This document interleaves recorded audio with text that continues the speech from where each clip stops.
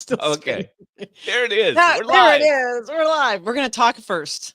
We're gonna talk first. Hey, Daphne, you know, one of the things people have said to me is that they get stuck in life because of this bright, shiny object syndrome. You know, Yeah. sometimes they get so distracted by all of these different interests and hobbies and passions that they can't just stay focused on any one thing. Yeah. And they can't do any of it because they don't have enough time. Yes, Yeah. they it's Because of work. work really does get in the way, doesn't it? It does.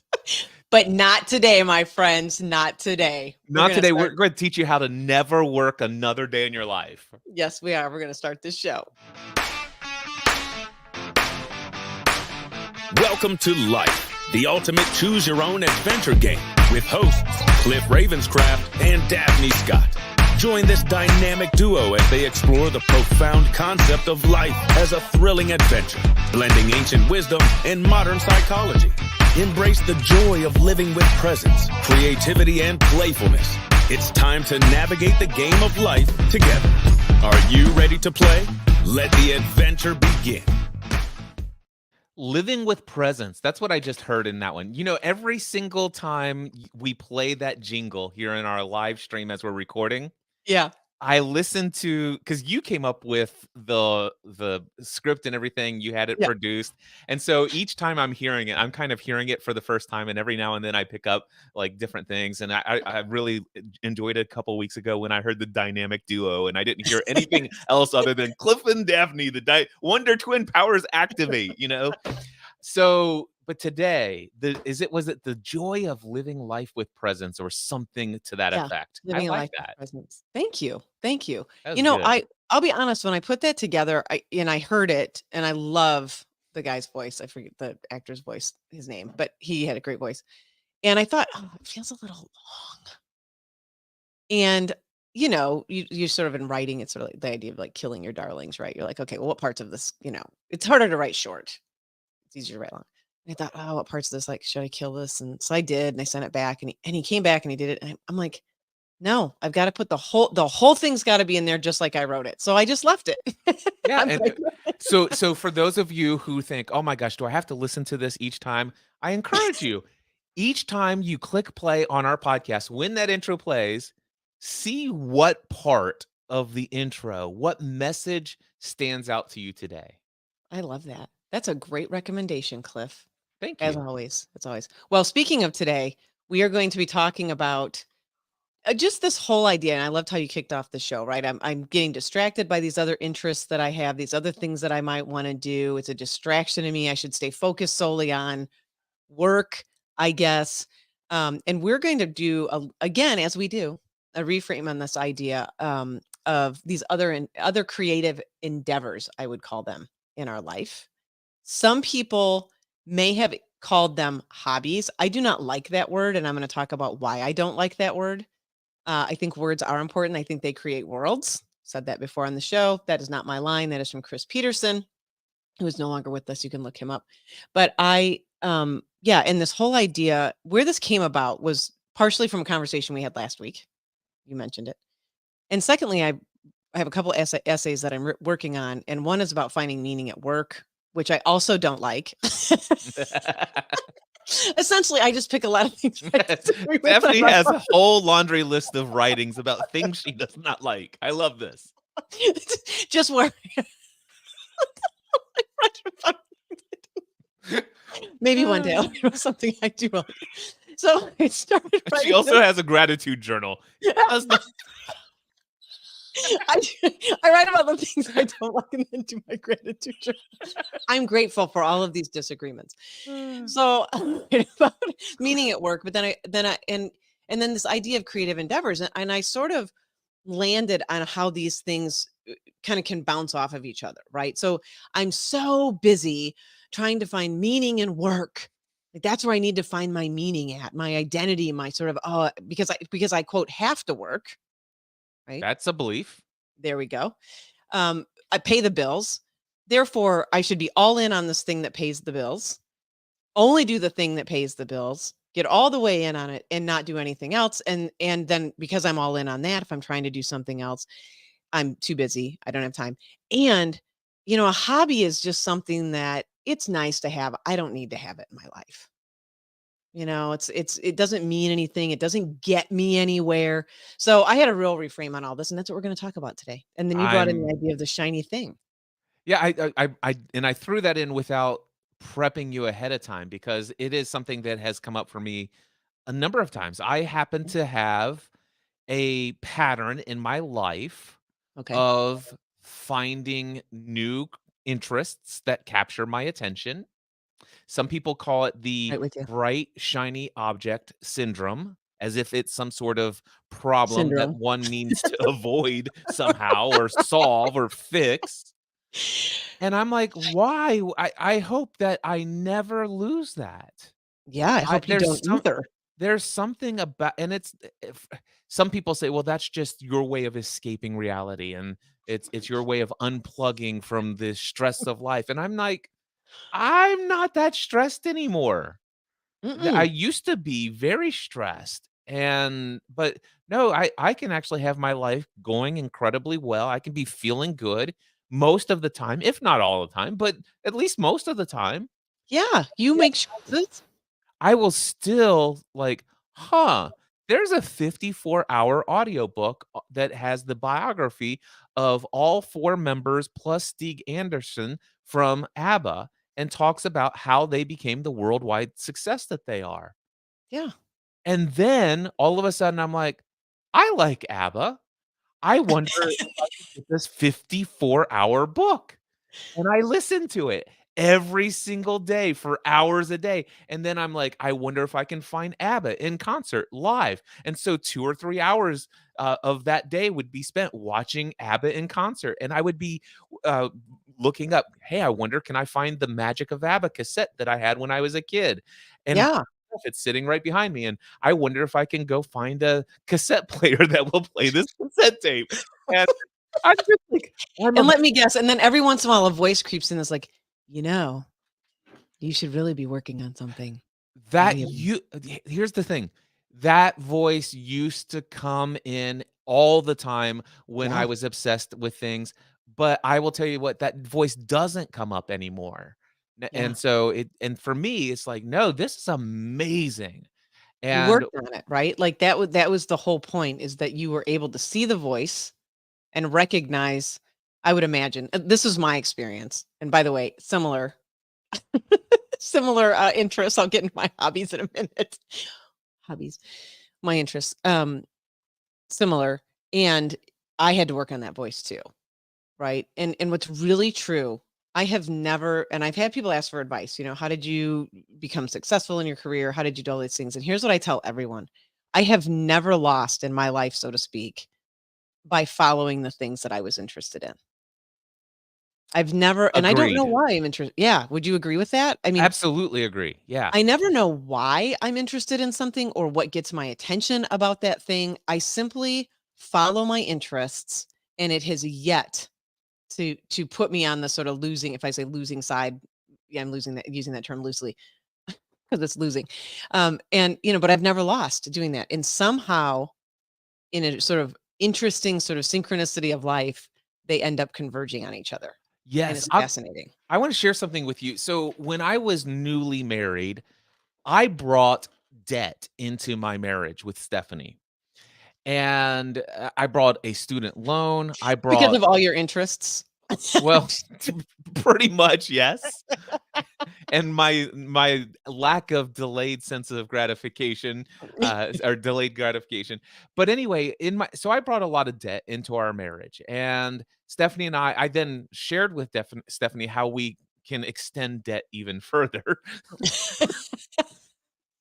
So, Let me tell you how to do it, honey. it came to this place where all of a sudden I'm like, "Oh my gosh, Stephanie, they just came out with this brand new computer system." I was walking around Micro Center. I just happened to be in the neighborhood. Of course, Love I it. drove an hour out of my way to get there, but I just happened to be in the neighborhood. And it's like, I can take out, you know what? If I had this computer, here's what I could do. And I would go to the bank and say, listen, I don't have any more credit on my credit cards. What can we do so that I could take out a personal loan for this computer? And I would be and I would actually be like once every 18 to 24 months, I'm literally trying to refinance all of my debt so I could buy a new computer, buy a new computer, buy a new computer. And it didn't make any sense at the time. I felt a lot of guilt and a shame about it, but at the same time, I'm like, no, I have to have this. I'm convinced that I need to do this now.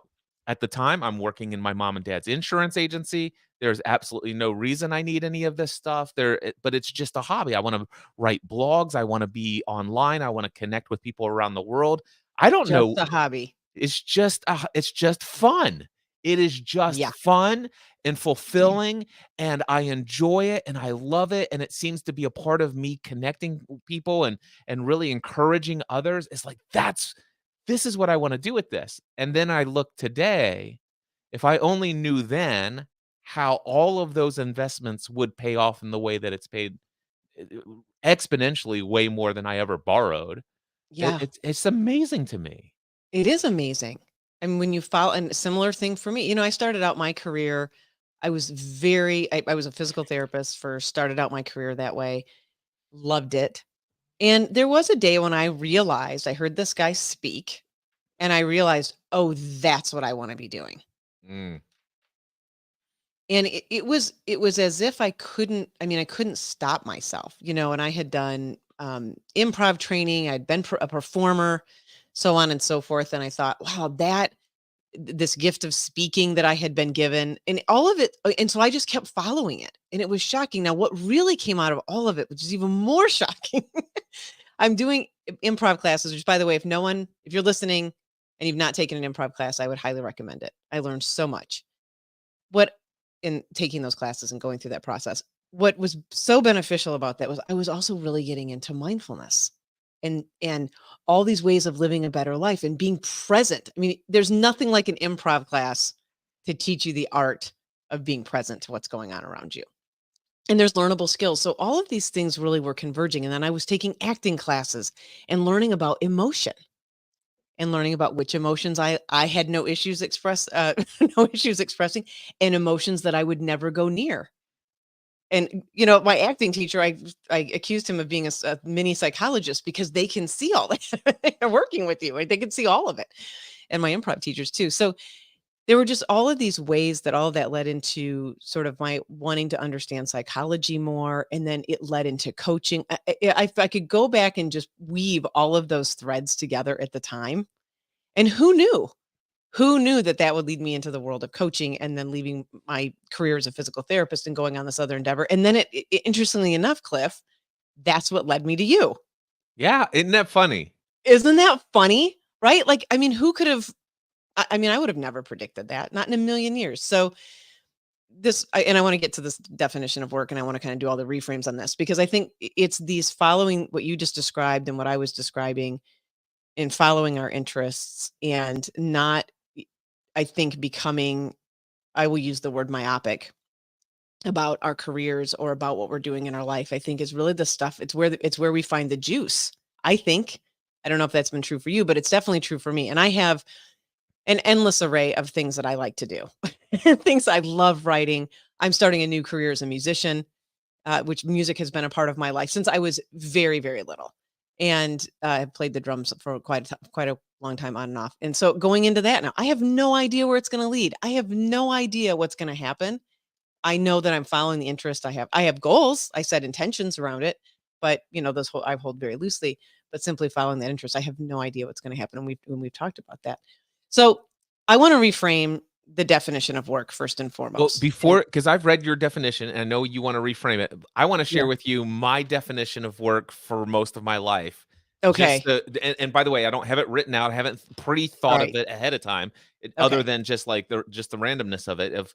If you were to ask me before I looked at your definition of work, Yeah. what do I think of work as? Because I Okay. haven't really given it quite frankly, I don't think a lot about work, and I don't think a lot about hobbies. I just think about experiencing life these days. Yeah. But when I did think about work, here's what my definition was. All right. It is the effort that I must exert to earn enough income to provide for my own financial needs and the needs of my family and the ways that I desire to be involved in my community around me. So Okay. it's I'm coming up with some sort of but yeah, the amount, it is the effort and energy that I must put into something that in return will earn me money so that I Okay. can pay for the things that are required of life as far as my beliefs about what's required. Okay. So you definitely tie to the definition of work, the monetary part of it. That was most of my life, and I don't know that prior to this conversation, I've done a lot to dismantle that belief. I just don't think a lot about work as much as I used to. Yeah. You've probably, I think through your, from what I understand of your sort of evolution too, is that you've changed so much of your thought process, your belief systems, sort of all those things too, that probably you probably just It's went one of those things that just right goes at it. along with all the other beliefs that are probably a bunch of bularchy. And and and Probably. and it's still intact, but it's in the trash bin. It could, Yeah. if from time to time, I haven't emptied that trash bin, and so from time to time, I could go in and dig it out and live today like by it, and then realize, nope, there's a reason why this was in the trash bin, and I put it Nope, back. it's still there. Still there. I love it. Just in case I need it. Just in case I I need always it. wonder when I put stuff in the trash bin, the computer, I'm like, just why doesn't it just empty it? Like, why is it in? I just don't want, I guess, I mean, I don't understand. I emptied mine. The Anyhow, trash bin is a great metaphor for karma, by the way. it was really good. That was Yeah. good.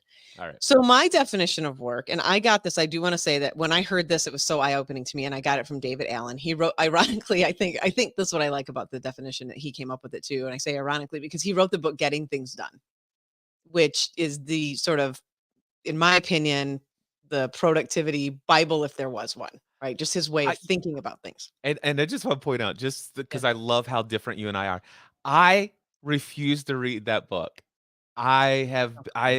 So many different people to right now. I currently exist with no to-do list at all, none Yeah. whatsoever. I wake up every day right now, and I typically have about 3 months out of the year when I actually use a to-do list until eventually what we call procrastinate it all to the thing, and I'm Yeah. like, "You know what? It'd be easier if I just didn't have that pressure in the morning to delete it all." Yeah. Well, So, which you that's can. my And getting things done. well, now I want to tell you, I prescribe way more of that. I just wrote another essay called My Productivity BS Detector. and Okay, nice. in my experience, this is a different topic if we want to talk about it on the not today's episode, but my experience, people first of all agree to so many things that they never want to do in the first place, that their quote lists are full of just things that they never wanted to do. I think for people in organizational life who are working and taking on other have to meet the demands of others' expectations quite a bit on a daily basis, and that there's just too many things for any one human being to get done in the first place. What was born out of that was this idea that I'm not productive enough. And I just want to tell anyone who thinks they're not, it's BS. Yeah. I have constantly been shocked by my clients who get more things done in a day, that now that I'm sort of out of that world in many ways, I'm shocked. As a matter of fact, I found an old mind map of mine. I was sharing this with a friend of mine the other day and took a picture of it and sent it to her. When I looked at what was on that mind map, I felt nauseated. Yep. I literally looked at it and I thought, "No wonder you were a lunatic." Mentally and emotionally. So I just don't buy the, I don't subscribe to that belief anymore that people are sort of not productive. I do think there are skills in that book that are really helpful Oh, for I'm making sure sense of there are, things, and but stuff like that, I but don't I just it's just not been my experience that people who are working their jobs, taking care of the kids, taking care of the family, paying the bills, doing all the things that they do in a day, there's no lack of productivity there. It's simply that there are too many things for one human being to get done in a day. so Very what did simply. David Allen Yeah, say when okay. it comes to So defining work? thank you. So his definition of work was anything that you want to be different than it is. Yeah. Yeah, I love it. So, in other words, I don't know about ABBA. I want it to be different and I want to know about ABBA. I have a canvas here. It is currently blank. There's nothing on it. I want it to have something on it. Neither of those statements are true. It's not that I wanted to learn about ABBA and I don't know. And Okay. for you, I doubt there's ever a time when you've got a blank canvas and I want the canvas to have something on it. I go even a deeper layer. It's kind of like I have a blank canvas and I would like to paint something that reflects my idea of beauty and Mhm. splendor or suffering or demonstrates this. For me, it was I don't know anything about ABBA other than the fact that every generation on this planet seems to have massive millions of fans of this band. What is it about that band that's different than all the millions of other bands? I Yeah. want to learn about what I can learn about fame in their story. And Yeah. so Well, so you had a different. What I'd say is you had maybe a more clear why, so to yes, speak, or curiosity for sure. What I'm doing is very reductionist here and just being like, yes. it was this, and now I want it. It's this, Yeah, right? there's something you don't have and you want to have it. I love that. Yeah, very simply. So the reason that I think that and I appreciate your thoughts there too. And I think so. I think the reason that that definition is important is that you're noticing there's nothing about getting paid attached to Yes. it. There's nothing. Although, because Cliff has the neuro association, I can tell you in what ways I have financially benefited Yes. from the study of Yeah. ABBA Exactly. And your interest in computers and and your my interest interest in technology. and every other interest. I can find a Yeah. way to take that what was not that I desired to be and that investment of Yes. we'll go with the work. I have found because I have this belief that work does equal a financial benefit, my subconscious mind has always been operating in such a way to be in alignment with that belief that says, I'll sure we'll find ways for you to make money from this. Yeah, which is great, right? So you Yeah. just added that part to it. Let's for those who are listening and may not know, you also started podcasting about the show Lost. Yes.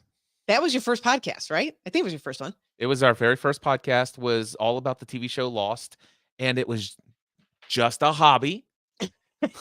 It was just for Just a fun. hobby, wasn't paying the bills, man. It was there was no need for it to financially benefit our family. I just needed some outlet for my interest in this early technology of podcasting. How does it work? Here's something that I could talk about. This is Yeah. something I can involve my wife in. Yep, this is going to be fun. Yeah, it's gonna be fun. I'm interested in this, and you were podcasting when who knows how many thousands of hookups there were. All that having to learn all the technology that was it was very fledgling at the time, Oh right? yeah, it was So, brand yeah, new. yeah, it was brand new. So, yeah, so you found that interest. So I like that. So it's just something, just distilling it down. It's just, I'm starting here. It's going to go over there. That's it. It's not attached to money. Doesn't have to It be. doesn't have to be. And when it is, great. And then this is the second part of this is the idea of finding meaning in our work. So I really want to dive into this Okay. because once we can unhook, I think, a little bit of the idea that work is something I do just simply to pay the bills, which by the way, it's okay if that's how you see work. I'm offering and we're offering here sort of a different way to get at this because I find that people who have many creative, i.e., like yourself, Cliff, and myself, many creative endeavors in life have a robustness to their life, and it gives a certain freedom and a certain way of balancing. When people talk about work life balance, by the way, also a dichotomy I don't like. We're just gonna make this show all the things I don't. Work life balance. Work life balance, it's a false dichotomy. First of all, it's like either you're at work, For either you're me, alive, mine or you're dead, I Mi guess. mine is work, work, work, work, work, work, work. Work, work, work, work, work, and eventually, I will cease to physically exist. There you go. There it is. I Exactly. mean, seriously, for me, that is a joy-filled life because, well, I view work in a completely different way than I used to. And that's what I'm proposing. That's what I'm proposing. And I think once we can start to see it in a different way, and once we can, it opens the door in many, many ways. First of all, it gets rid of this idea of that I'm out of balance in some way. It's sort of it's sort of like forced fun in a way. And I think the conversation around finding meaning at work is sort of like forced fun. You're going to go here and have a good time. And I think that's the part of it that I push back against so much, that why not we just sort of sit with finding the meaning in our life. Period. End of discussion. And then there's all the doing that happens and all the things that I'm interested in and all of the things that I'm excited about. And it may be, and hopefully it is for you listening, that when the alarm goes off on Monday morning and I know I'm going to go to the office, I'm excited, or I'm going to get behind the computer. I am thrilled to be doing that. Right? You That could would be you pretty could you amazing. could have the blessing of waking up on Monday morning and say, I'm podcasting with Daphne today. I Exactly. mean, come Or on. or last night going like, I get to put this outline together. Oh my gosh, this is gonna be great. I mean, that's the whole point. Yes, and that you're excited, right? I mean, that that's the experience that's possible. And so I provide a lot of the context around this to support a shift in the consciousness, to say, let's Well, reframe this. Let's talk I, about this in a different way. I feel led to just tie this into last week's episode. You're Okay. excited.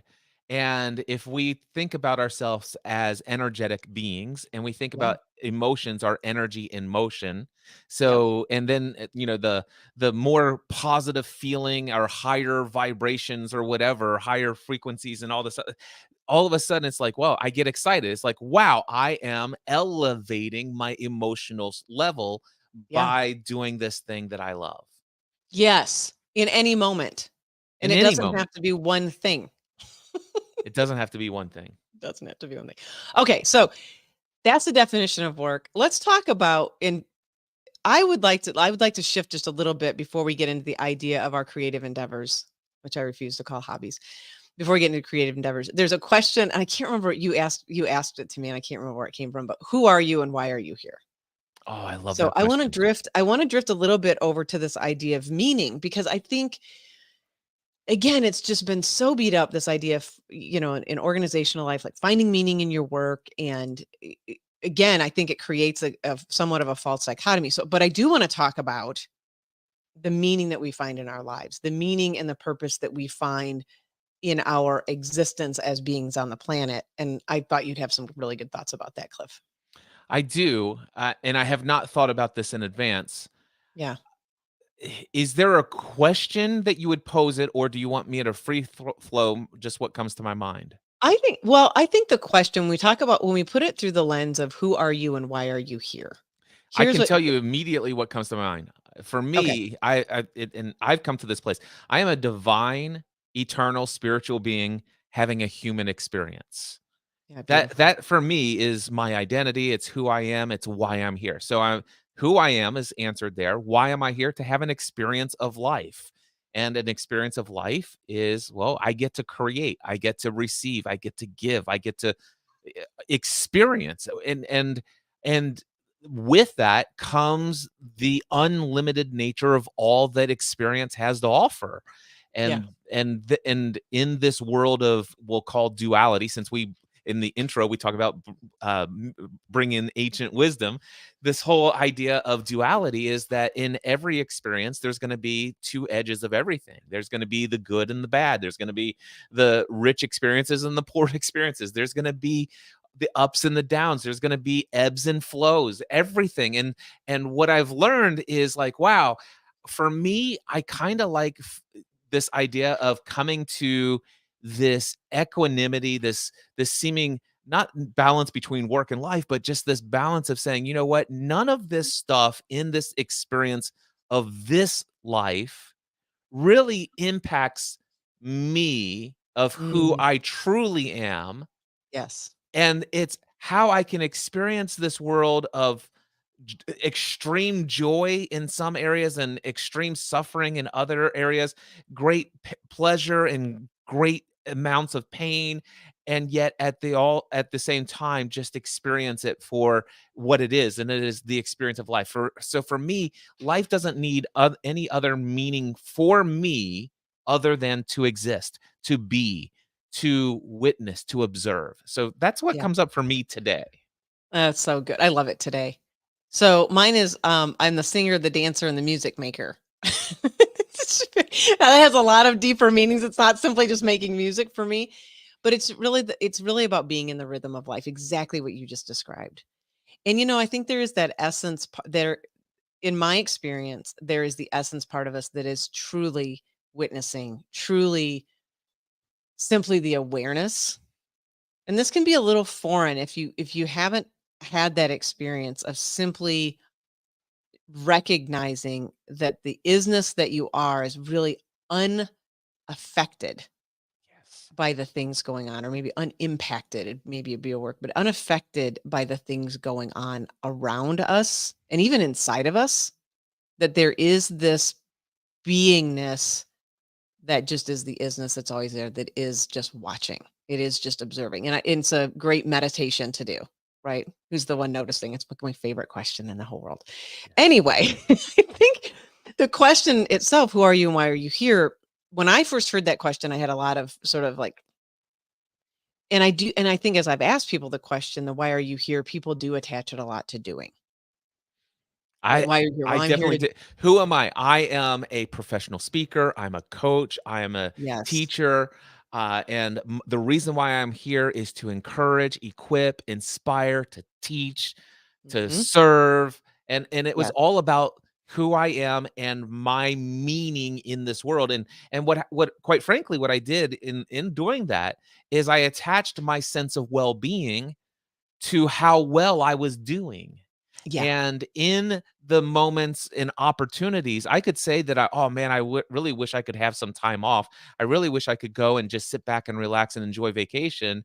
Quite frankly, those were some of the least or the most stressful times of my life because I Mm. felt that there was such a lack of doing that I felt a lack of value, Yes. a lack of worthiness. Yes, exactly. And if I'm not always doing something, or what happens if I don't check my email, or what happens if I don't stay on top of the project, or what will people say, right? How dare I get a good night's sleep? I You know, must be there able. there were times, Daphne, when people would say, I would go on vacation. So I was in insurance for more than a decade, and I won all these trips, all expenses paid around the world. And we would go to places like Barbados and to St. Kitts and Nevis Island and all these other places. And I can't tell you the number of places where I saw large families like 5, 10, sometimes 15-member families living in a concrete hut with a straw roof over top of it, mud floors, Yeah. and the entire family lives in this thing that's about the size of my walk-in closet of my home back at home, and the joy on their faces. Seriously, these Better people go answer seem those to have emails. some level of excitement about life, and we would stop and we would go and buy from them and all this other stuff, and just the pure it was genuine joy that I could sense in these people's daily lives. And there's a part of me, it's like, how is this possible that they could have this joy without all of the things that make life enjoyable? Yeah, like, Like all the well, bills that I have stuff. back at home waiting for me to pay when I get back. There's a story, I'm gonna butcher it probably, but there's a story, I'm sure you've probably heard it, but it's about this guy who meets a fisherman, like, in Yes, some yes. right, and he's like, "Well, what are you doing?" He's like, "I'm catching fish, like, and then I'm done for the day, I'm gonna go home and enjoy my family." He's like, "If you get 2 or 3 more boats, you can fish and then sell all the fish and make a lot of money." He's like, "Well, what will I do after I make a lot of money?" He's like, "Well, you can get more boats, and then you could get more fish, and you could sell that, and then you could build a company." He's like, "Well, what am I gonna do once I build a company?" So the guy, without dragging the story out, the guy keeps down this path, and he's like, "And then finally, you'll have all the money, and then you can retire and go home and enjoy time with your family." What exactly? And then you could just come out here and just fish a little bit and enjoy Yeah, your fish it day real. and have the siesta with your friends. That's exactly it. And you know what, Daphne, what's so funny is I got to the place where I enjoyed that story so much that I lived my life that way for a while. Yeah. And then I bounced back to the old way of thinking and being in the world. Oh, And because I have 719 episodes of the Cliff Ravenscraft show, yes, you do. and there are only a handful of them that, quite frankly, I'm embarrassed by today. And one Really? of them is called, I think the episode was Build the Boats. And I Okay. made it's like Okay. everybody tells this analogy, this story, this metaphor of this guy, and it's like, "Well, don't you understand how much value you could add to the world? If you build the boats, well, somebody's gotta build the boats, so you're Yeah. helping that family do this, and if you buy more boats, then there's more boats that need to be built, and people have to ship them, that you got people that need to work the boats and all this other stuff. Do you Yeah. not see how it's like by you not doing what this guy is saying, do you see how you're making life all about you and what you want?" And I'm like, Meh, "But meh. get out there and do things." Well, okay. Let's hold that as somewhat true though, Yeah? right? Like, because although the ending was like, "Meh, meh," okay, maybe maybe you're not selfish. What we are talking about though is the consciousness from which you come to building the boats, Yes. right? So the guy who was encouraging the fishermen to build the boats wasn't really clear, and I think that's part of the story that I don't remember it coming out in that little vignette very clearly. It wasn't entirely clear the consciousness from which he was speaking, but it was implied. Yeah. Right. He wasn't clear why he was building the boats, and he wasn't clear why he was encouraging this guy to build the boats. I I think the consciousness of the guy is determined by the person hearing the story, and Yeah. is also determined by the person telling the story. Because Yeah. the consciousness of either of the two parties, whether it's the guy advising him to build a huge massive business and retire one day, or the Mhm. guy who likes to just hang out and have siesta and play guitar with his friends at night, neither of those are either good nor bad. They're just That's right. what your belief system is. And That's right. yeah, And and probably and and and probably that's why I'm not truly embarrassed by it. It's just like yeah. there's just been different seasons of my life where I've identified with various different aspects of what that story could mean. Yeah, I think that's actually brilliant because that's the whole point. We get to be the interpreters, which is the whole point that I'm making right now. Right? So we get to be the interpreters of our life and find the meaning and make up the meaning, and we are just making it up, by the way. So That everything is made up. That's what I everything, love. The four everything, agreement or yeah, the four agreements, four Don agreements. Miguel Ruiz. We have the personal dream, we have the dream of the family, we have the dream of the extended family, we have the dream of the village, we have the dream of the town, we have the Yeah, dream of the city, we have the dream of the state, we have the dream of the nation, and we have the dream of the the all whole thing. of the world, you Yeah, know? yeah, the whole Yeah. making it up. And Steve we Jobs gave a but it's all made up. it's all made up. Steve Jobs did a talk. It's one of my favorites. It's on the internet somewhere. You can find it. But he basically says that exact same thing. It's like, look, everything is just made up. People just had an idea and they're making it up. Oh, And and he so, also said, "And it was all made up by somebody who's no smarter than you." yes, he did say that. Yes, he did say that. Although he means Steve Jobs. So, yeah, right. But yes, Wait a we're second. no smarter. So that's I know this is not the topic, but I just felt it's like, "Oh, I can't let that one slide by." So was Steve Jobs, Albert Einstein, or any of these other people, were they any more brilliant than anyone else? Or did they all have something in common? And I've actually studied because, as I told you, by the way, I think was I ABBA have, any yeah, more special than anyone else? They just put some patterns of things that have worked throughout all time and all history, yeah. and there's a reason why they have fame, Well, and it is and reproducible. well, it is, and the timing. So actually, you turned me on to. I hadn't watched the Beatles Get Back Yes, let it be. episodes. Yeah, I meant to tell you that. That I've been watching it, and there's also something to timing too, There right? is. I mean, they were incredible songwriters, hands down, without a doubt. And there's also something for timing. If I did Love Love Me Do right now, it might do okay. Right? It might not be the hit that it was then.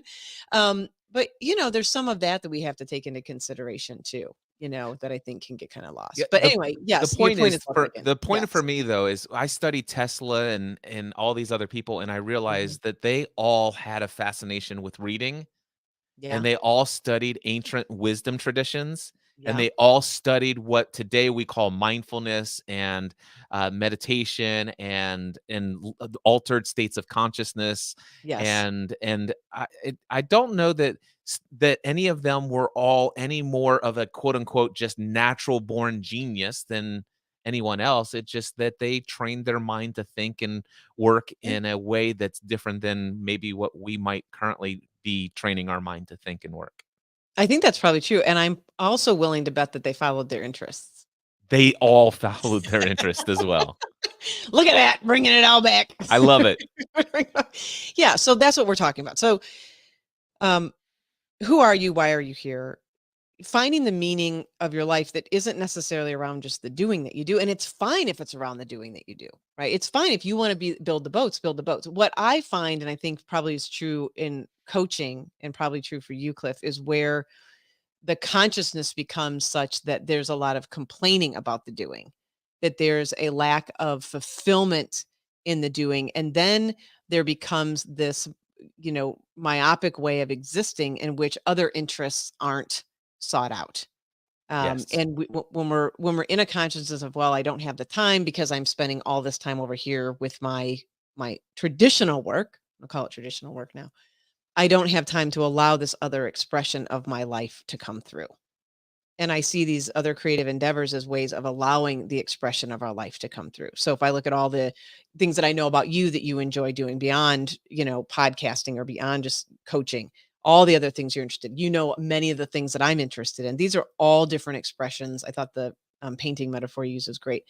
All different expressions of our life. And so what is it to have a fully expressed life, and what does that look like, and how does it add to our existence on this planet?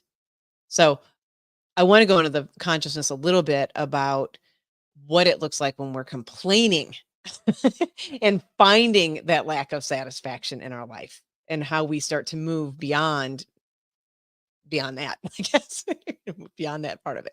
So for me, for example, I'll give an example. We'll stay away from hypotheticals. Complaining. How long did I complain about the work that I was doing to you? And I'm going to put it in the framework of complaining. Now, I think there was a lot to unpack there, but about how long do you think I was working with you? Did I complain, kind of talk about, I'm not happy doing this? Well, there were a Mm. number of times that came up, but it never took, in my mind, very much for me to get you out of the narrative that was being told and Sure. shifting your focus immediately over to what do you want to create. And so Right. I really don't have a lot of I don't retain a lot of how much is Daphne complaining about what's going on here, as much as when we're working together, I just like, okay, what's going on? What Tony Robbins has this three-part thing. He called it's state, story, strategy, Yeah. right? It's Yeah. like so, It's really good. and I love this because it's like somebody comes and they're complaining. Here's a problem. I really need a strategy. I need clarity on exactly what I need to do to solve this major problem that where everybody else is blah blah and all this stuff. And I'm like, okay, so you need a strategy to solve this. Actually, wait a second.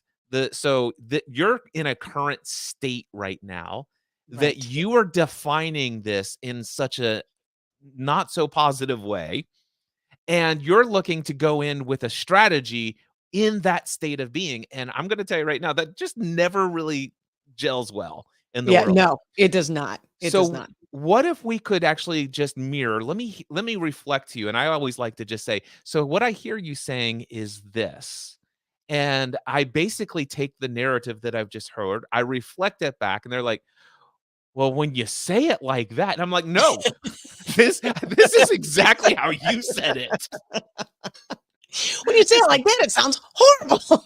and I s- and so and then I'm like, okay, what would you have to believe? What would you have to think? What would you have to feel? What state would you need to be in to Yeah. come up with this narrative? Yep. And then it's okay. Now, what state would you like to experience right Yes. now and in the future? That's And right. from this state of being, what story can you give to the same circumstances that we talked about before? How can Yes. you perceive this differently? How can you see this as a possibility for you to experience more of this peace, love, and joy, and abundance, and fun, and play, and dance, and all this other stuff down the road? And then it's like, okay, so now we've got your story, we got your state. Now let's create a strategy for making that happen. Yeah. Which is perfect. And I think this gets into when you get to the state part and the strategy, and I want to come back because I'm going to hold my feet to the fire here for a second. Myself. When you understand the state part of it, and again, this is where the beliefs and all the things we're telling, all the stories we're telling ourselves, right, play into this. Once you can get underneath that, then you start to find your sort of get what I call the get out of jail free card, right? That Mm. consciousness that created that state is probably not the same. It's not the same consciousness that's going to get you where you want to go, right? What got you here won't get you there. So when I looked back at my experience early on, this is, we're going back, what, 10 years now, 11 years at least. When I looked at that experience, and this is where the big leap did fit into a lot of these things too, as I got going and looking at what were the things I was really interested in. How did I want to be simply spending my energy on this planet since it was here?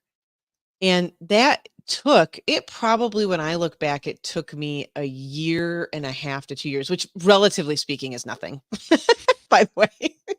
But a good year and a half to 2 years of getting myself comfortable. And you talked about this too, Cliff, of sort of the identity that was there. I mean, I was a physical therapist. I spent years investing in that career, hours and hours of time, getting good at my craft and getting good at being that person, and had my identity so attached to that that it took a minute to sort of unwind that. And it also took, and this is why I think the creative, where I'm getting with the creative endeavor side of it, it took me allowing myself to get interested in other things, to go out into the world and go, yeah, I actually really am interested in improvisational theater. I am really interested in knowing about, I can't remember all the rock groups I was looking at the time, or experiencing this in a different way.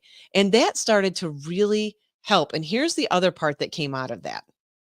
I made friends with other people. Yes. I met people who were doing these things, right? Some of my dear friends today, I met you. I was like, I'm interested in podcasting. I had no idea what it even was when I look back. As a matter of fact, when I found that mind map, it was my old journal that I had when I first started working with you. And, I had seen a question mark podcasting, but it seemed like a good idea. And I think this is the other thing that comes out of us following these creative endeavors, following these things that we're interested in, doing these other things and reframing this and work, because we meet other people. We create different networks. We're not simply hanging out with just the people that we work with in our 9 to 5 job, so to Yeah. speak.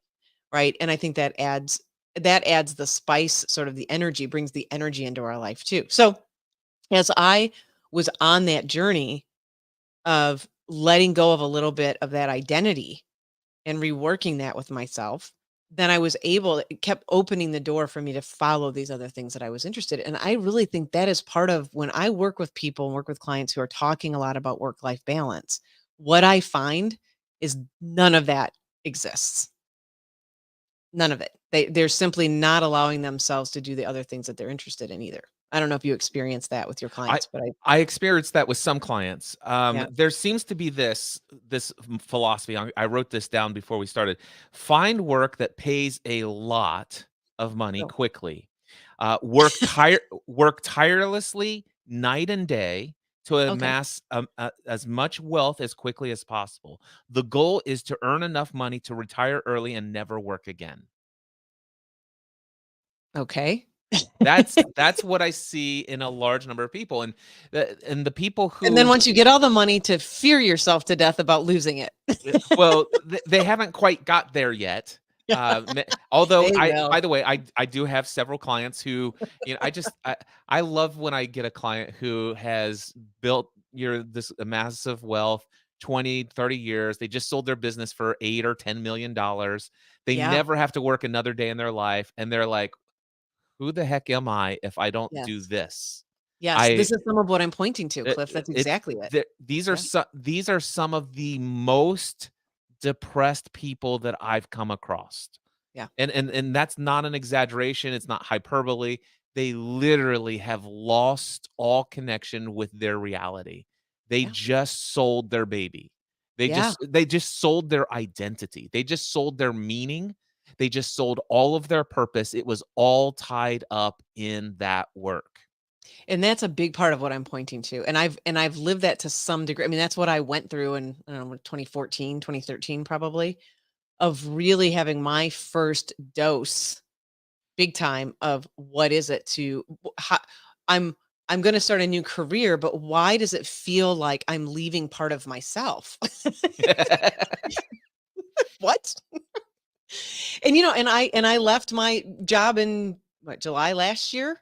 I had had my own business. I took on a little bit of a corporate gig for a few years, and then I left that again. And it wasn't. And I'm fascinated by the number of people who it's like, well, what are you going to do? Like, how are you going to spend your time? Like, what are you going to do? And I'm like, I have no lack of things that I'm going to do. I'm more busy now than I actually probably ever have been doing things that I love doing. And I think that's exactly what I am pointing to also, Cliff, is that when we don't allow our full expression of our life to come through, then it does start to feel that way. And I do think that it's a real jangle for people. And Yeah. I lived it. I mean, I went through it in, many, many years ago. And then this last time really wasn't a big shift at all. It was pretty seamless, actually. It was effortless, really. And so, I think that's the call of following these other interests and not knowing where they'll lead. And then all the people that I've met along the way. Yeah. Yeah. Which is really a big deal. There are two things before we wrap today I want to share because I had written down some things and I wanted to share with you. I'm like, I don't know if any of this is going to come up in our conversation today, Well, but it fits sure. here. Yeah. So I was jokingly sharing with you what I think is in the mindset of several people. I had the opposite of this, and it still led me to some not so great results. And that was Okay. I had this belief: find something that you love to do so much that you would do it for free. Then become so good at doing that thing that people would be willing to pay you to do it.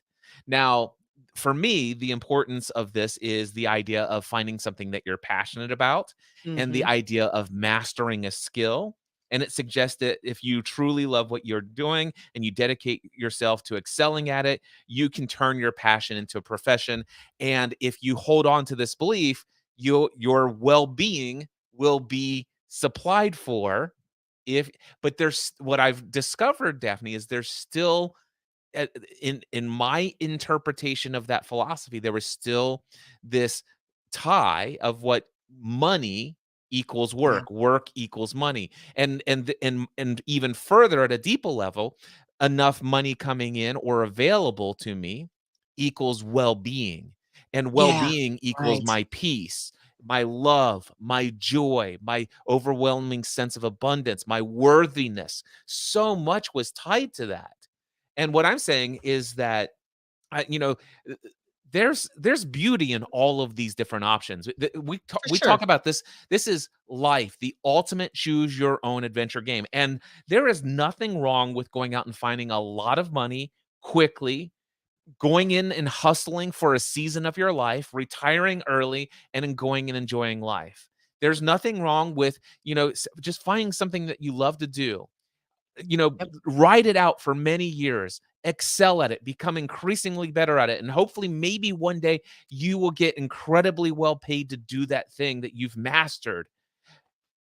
The thing is, though, at some point you're going to have to find out what is my identity and how much of it is determined and tied to doing, and therefore not enough effort and not enough value is giving to the being alive. It's the question of how many people, Daphne, when you said you were retiring, said, "What are you going to be for the next No 5 one. to 10 years of your life?" No one. They were all very concerned about what I would be doing with my time. So Very concerned. there is one quote that really resonates with me today, and it's one that I love so much. He says, and it's got the he language, but we'll just go with it before what it is. It Sure. says here, "The master in the art of living." And by the way, can I just say how much I love the phrase, the art of Art living. of living. Yes. This isn't the science of living. This is the No. art. It is an If I art didn't call form. it a game, the ultimate choose your own adventure game, we could have called life the ultimate choose your own adventure art or something. Yes. Yeah, agreed. All right. So find a job you enjoy. Actually, no, that's the wrong one. The master in the art of living makes little distinction between. Now, distinctions makes little distinction between his work and his play, his labor and his leisure, his mind and his body, his education and his recreation, his love and his religion or spirituality. He hardly knows which is which. He simply pursues his vision of excellence at whatever he does, leaving others to decide whether he is working or playing. To him, he is always doing both. So good. That is whose quote is that? That is Where's it from? James Michener. James Michener. That's Yes. right. Who we learned as an author. Yes. Yes. That's a beautiful quote. And Cliff, I think that part about, and we, again, come back to the show, the title of the show, right? The game of life. And so where are you playing all the time? And that's why I like to reframe, and that quote does it very well, reframe this whole idea of quote work and simply seeing our life as life and following the interests and the things that we want to do and having these creative endeavors and making it all a form of creation and all a form of creativity, because that's what I find that it is. I love it. I love it too. I think we're And going to wrap that's up the show. that's a great way to tie up this episode. Well, your quote was great too. Oh, All thank right. you. Well, we are going to wrap up this episode. Let's see what announcements we have. You can find us at cliffravenscraft.com and daphne-scott.com. I mentioned my new endeavor with music. And if you're listening and you know anyone that's a professional musician, I would love to speak with them. That would be awesome. You can email me at daphne@scott.com. And if you are more interested in getting on with your creative endeavors, please reach out to Cliff as well. Coaching, more coaching going on over at cliffravenscraft.com. And you just did it. By the way, I do want to promote here your latest Cliff Ravenscraft podcast. Oh, yeah, episode 719 of the I Cliff didn't tell you Ravenscraft Show? before. It's so good. It Which is one was so that? good. Was It it was the they will remember how you made Oh, them feel. yes. Yes, That it was just yeah. last week. They will Yeah. it was I was watching the movie, A Beautiful Day in the Neighborhood, where Tom Yes. Hanks plays Mr. Rogers. I Yes. share the biggest thing, the biggest storyline that really drew me in and reconnected to me of a childhood love of always how Mr. Rogers made me feel. And then, of course, also the biggest life lesson I learned from my friend and mentor, Dan Miller. And it is the perfect example of what Maya Angelou is known to have said is like, listen, in the end, when you're dead and gone, people aren't going to remember what you did. They're not going to remember what you said. They're not going to remember all the things that you had. All they'll remember is how you made them feel. And I share from a business perspective about how I implement that in my life. And I try to do for some what I wish I could do for everyone. And if you're interested, episode 719 of the Cliff Ravenscraft Show at thecliffravenscraftshow.com or cliffravenscraftshow.com, or just look up Cliff Ravenscraft in your favorite podcast directory. I love it. And it's excellent. I Thank did you. listen to it. It's great. So you can find us cliffravenscraft.com. You can find us daphne-scott.com and the show, and go to the show notes at chooseyourownadventurepodcast.com. The show notes are in there. We will put links to everything that we reference, and we're putting the transcription on there too. So maybe you're just kind of sitting somewhere and you want to read it, but if you go to chooseyourownadventurepodcast.com, it's on there. There's timestamps, the whole thing, and you can do that if you want. It's all there. It's all there for you, my friend. Follow your energy. Follow your energy. All right. We'll see you soon.